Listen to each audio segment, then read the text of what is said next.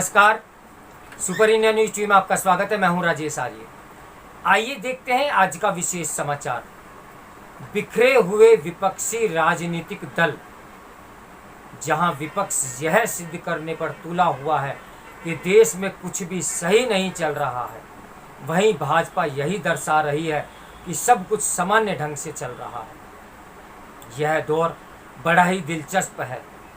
राष्ट्र के राजनीतिक रंगमंच पर 3 अलग अलग नाटक खेले जा रहे हैं। इसमें विपक्षी दल अपनी अपनी पटकथाओं पर अलग अलग भूमिकाएं निभा रहे हैं।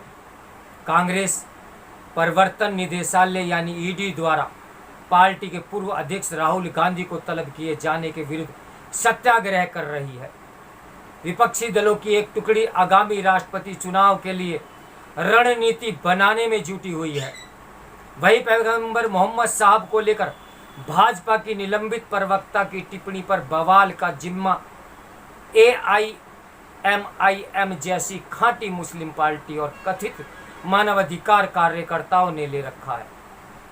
पूरा परिदृश्य राजनीतिक दलों को प्राथमिकताओं एवं रणनीति में भिन्नता को ही दर्शाता है।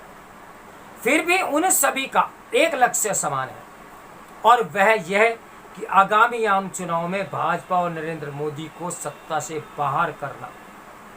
इसके विपरीत भाजपा का पूरा ध्यान चुनाव जीतने पर केंद्रित है। विपक्ष से बेपरवाह भाजपा ने आगामी विधानसभा चुनावों में पर अपनी नज़र गड़ाई हुई है। इसमें सबसे महत्वपूर्ण गुजरात का चुनावी रण होगा। सत्तारूढ़ दल अपने एजेंडे पर आगे बढ़ रहा है। पैगंबर मोहम्मद साहब को लेकर की गई अवांछित टिप्पणी पर अरब देशों की प्रतिक्रिया वाले विवाद से भी उसने अपना पीछा छुड़ा लिया है। प्रधानमंत्री नई महत्वाकांक्षी योजनाओं की घोषणा में लगे हुए हैं। इसी कड़ी में उन्होंने अगले 1.5 साल में 10 लाख सरकारी भर्तियों का ऐलान किया। तो वहीं अग्निपथ जैसी योजनाओं की घोषणा भी की गई, जिसमें हर साल 40,000 से अधिक भर्तियों की गुंजाइश है। पार्टी को अपने बुलडोजर सीएम यानी योगी आदित्यनाथ, जिनकी लोकप्रियता निरंतर बढ़ती जा रही है, कि दमदार नीतियों की एक तब के द्वारा हो रही आलोचना को भी कोई परवाह नहीं।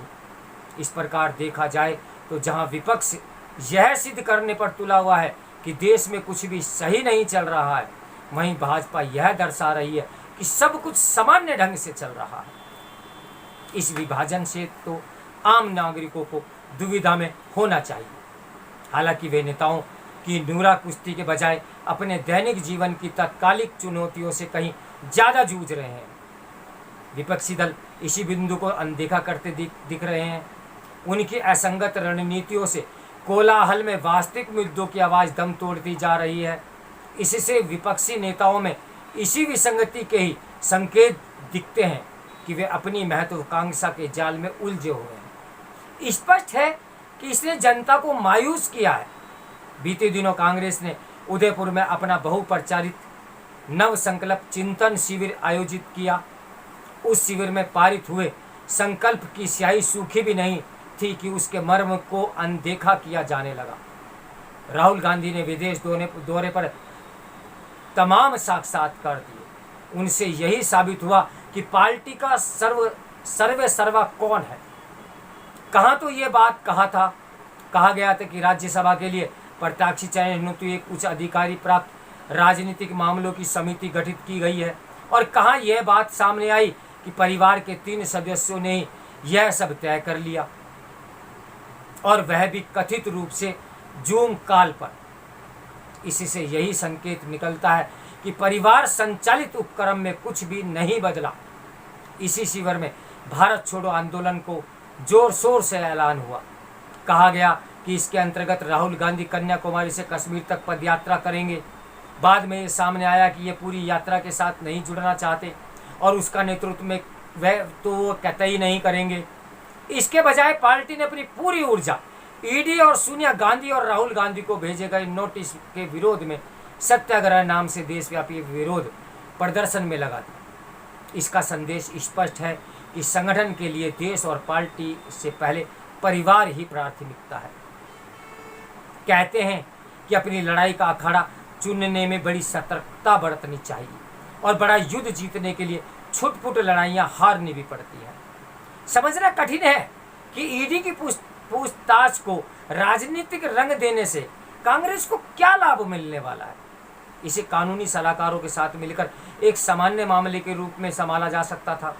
इस मामले में कांग्रेस की रणनीति के पीछे जो दो मकसद नजर आते हैं, पहला यह कि विक्टिम कार्ड खेलकर गांधी परिवार को बलिदानी के रूप में दिखाना चाहते हैं। दूसरा यह कि वह दर्शाने की फिराक में है कि मोदी सरकार अपने विरोधियों के विरुद्ध जांच एजेंसियों का इस्तेमाल कर रही है। यह रणनीति तभी कारगर हो सकती है जब पूछताछ में कुछ ठोस निकल कर न आए। हालांकि इसकी संभावना कम ही दिखती है कि बिना किसी मजबूत साक्ष्य के सरकार ने इतने ऊंचे मामले में एजेंसियों को आगे बढ़ने की हरी झंडी दिखाई होगी। अब कुछ ठोस बात निकलकर सामने आती है तो वह दांव गांधी परिवार के लिए उल्टा साबित हो सकता है। वही नरेंद्र मोदी को एक बड़ी चुनावी हथियार थमा देगा। राष्ट्रपति चुनाव में एक साझा उम्मीदवार उतारने की जुगत में विपक्षी दल एक और मोर्चे पर सक्रिय है। इस कड़ी में ममता बनर्जी और शरद पवार के नेतृत्व में दिल्ली में एक बैठक भी हो चुकी है। परोक्ष रूप से यह विपक्षी दलों में यह सिद्ध करने का मंच बन गया कि विपक्षी खेमे की कमान आखिर किसके हाथ में है। शायद यही कारण रहा कि बीजू जनता दल, YSR, कांग्रेस, तेलंगाना राष्ट्र समिति, सपा और बसपा जैसे बड़े विपक्षी दलों ने इससे दूरी बनाए रखी।